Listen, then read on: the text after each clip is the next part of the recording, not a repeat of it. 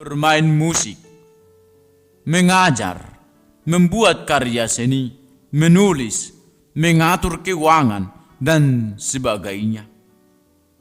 Setiap keahlian yang diberikan Tuhan seharusnya dipakai untuk melayani Dia.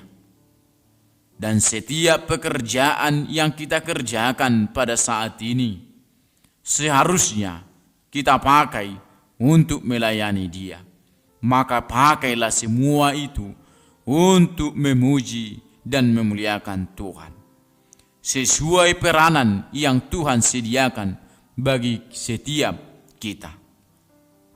Saudara-saudari pendengar, setiap orang diperlengkapi dengan suatu kemampuan untuk mengerjakan tugas yang telah Tuhan siapkan.